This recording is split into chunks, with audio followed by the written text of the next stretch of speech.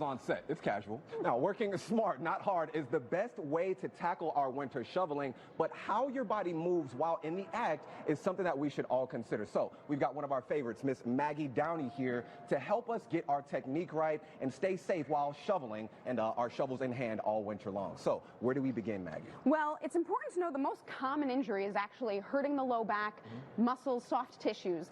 That means if we change our form, we can reduce injury. Alrighty. So, first off, think about pacing. If you go out there and you just want to get it done and you're going fast, and then you get fatigued, you're more likely to get injured. Right. So pace, take breaks, and on those breaks, drink some water, because if you hydrate, you fuel your muscles. Always hydrate. Take a few deep breaths, oxygenate your muscles. So remember to keep your pacing good. Alrighty. Then, you have one of my old shovels, yes, right? Pay attention to this part, you guys. The devil is truly in the details. If you and I are both going to scoop up snow and we line up our shovels, right? So if you line yours up next to mine, look at how much you have to round your back to use that shovel. But with this shovel coming up to my waist, I can pick the shovel up without even bending over. So when we round our back, it's at its weakest point, right? So if you were going to use this shovel, you need to go into a squat to pick up, right? Yeah. And if you have bad knees or can't do a squat, that's not a good shovel for you. Right. So knowing your tools, having a good tool where it comes up to your waist when you scoop the snow is going to be really helpful. Alrighty.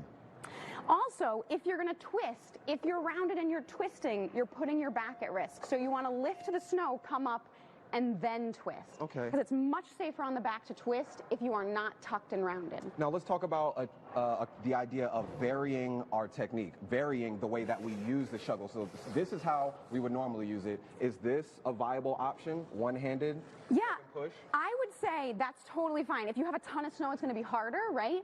But you want to change it up as much as possible, and anything that doesn't cause pain in your body is a good option. Alrighty. Right? Because just like fatigue is what causes injury, repetition is what causes injury. So if you do the same move for 2 hours out shoveling, it's better to rotate the shovel, switch hands, sometimes walk a little bit, then walk it over and dump it so that you're not twisting or tossing. Alrighty. So we kind of want to think of shoveling literally as like we're going to the gym and sort of working out, right, Maggie? Absolutely, right? You need to dress for the workout. You need to be warm so you don't get frostbite. You need to do a variety of movements. You need to keep hydrated. Yes. You need to pace yourself. And that pacing is important. So if you get so winded while you're shoveling that you can't maintain a conversation, you're probably working your heart too hard. Oh, wow. Now, why is that even worse when we're outside in the cold, but we're insulated by the warmth at the same time? Well, I think when you're in the cold and you go to take a deep breath, it can kind of shock your lungs a little bit too.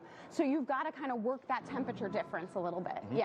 All right, now you can find all of these ideas and more on Personal Euphoria on Instagram. Keep moving, but one more idea that we should be doing every single day, and especially before we go out into the cold and shovel, is stretching. Right, Maggie? Yeah, so it would be helpful to warm up before you stretch, but dynamic warm-ups, right? So you might want to do some twisting, arm circles, because your shoulders get a good workout. I would do big movements rather than holding a static stretch before you go out and shovel. Gotcha. And break up the shoveling with some movement, right? Yes. If your back is feeling stiff, stand up, move it in different directions. Yep. I was doing this do right a hula before we hoop. started the segment. My back was feeling a little bit tight before I picked up the shovel. Maggie, you're awesome. Thank you so much for helping us stay safe while we're shoveling.